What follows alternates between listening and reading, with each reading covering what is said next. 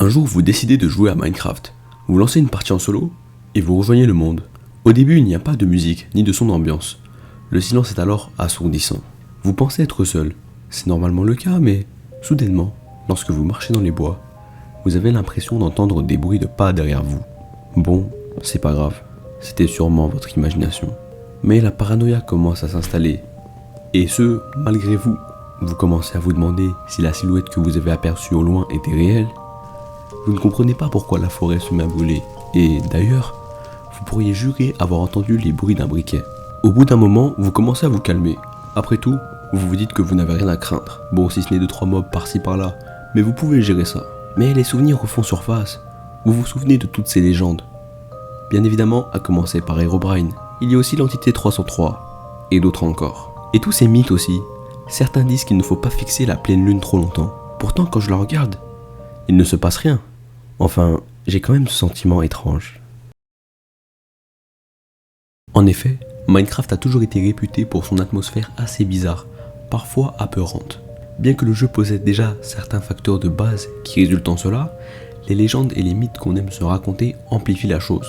La plus connue étant Herobrine, vous connaissez déjà sûrement son histoire. Devenue tellement virale au point que certains y croient vraiment, et d'ailleurs, des milliers de joueurs témoignent l'avoir déjà vu, mais l'ont-ils vraiment vu? A priori, non. C'est comme, vous savez, lorsque la nuit il y a une pile de vêtements qui forment une silhouette, notre cerveau nous joue seulement des tours.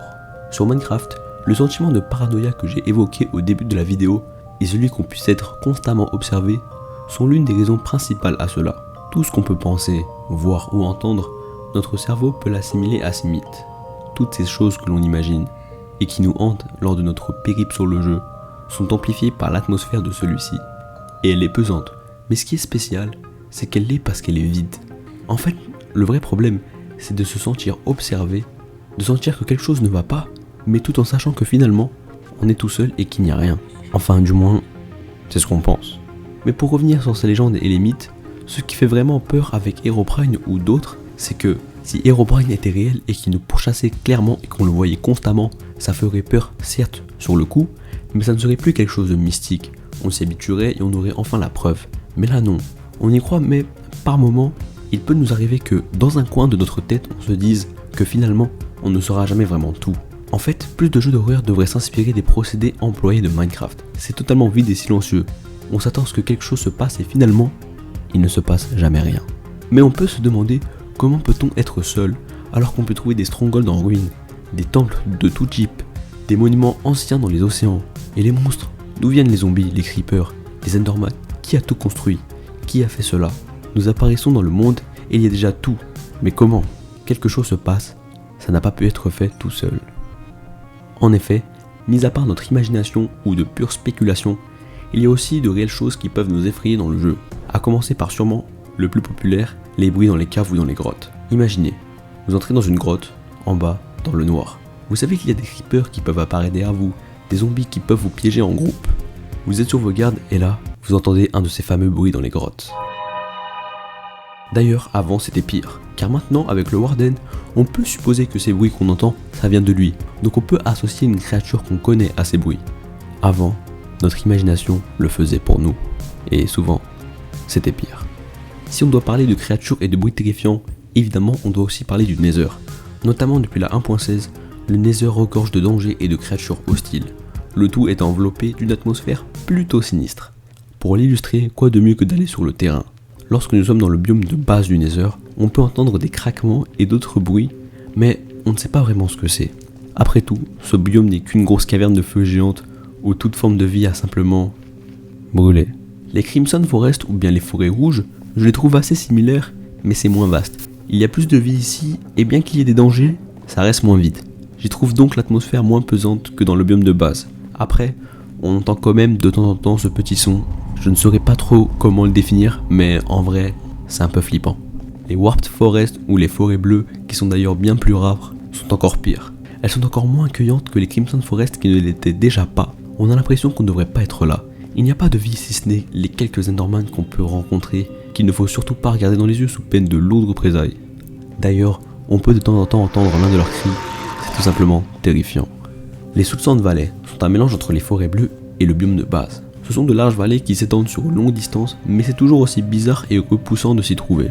On marche littéralement sur du sable des âmes et parfois, au loin, on entendrait ce qui pourrait s'apparenter aux cris et aux pleurs de ces âmes. Aux côtés des blocs d'eau, il n'y a pas de vie si ce n'est quelques squelettes qui errent aléatoirement de temps en temps ou 2-3 ghasts qui parfois se mettent à pleurer eux aussi. Il y a aussi le biome delta de basalte. Encore une fois, on a l'impression d'être dans une sorte de caverne, cette fois-ci remplie de magma et de lave, donc finalement plus une sorte de volcan où il ne vaut mieux pas s'aventurer. En témoignent les nombreux sons et bruits qui nous indiquent qu'il faut partir au plus vite. Finalement, même si tout cela peut faire peur, et d'ailleurs le fait tout de même bien, ce n'était pas vraiment de cette peur dont je voulais parler. Ce n'est pas vraiment cette peur qui fait que Minecraft est si spécial. Pour mieux l'expliquer, je prends rapidement l'exemple de l'End. Lorsqu'on arrive dans l'End et qu'on combat l'Ender Dragon, on se sent fort, puissant. On le bat et à ce moment-là, c'est une libération, on est à notre apogée. Notre périple a eu un sens et il avait un objectif. Cet objectif a été complété.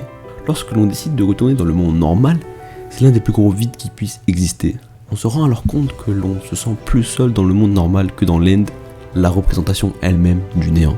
En règle générale, se sentir seul dans l'End sera toujours moins impactant que de se sentir seul dans le monde normal, car l'End a été fait pour ça. Le monde normal, lui, ne l'a pas été. Donc je pense que, pour conclure, la vraie peur lorsque vous jouez à Minecraft, c'est la réalisation que vous êtes complètement seul.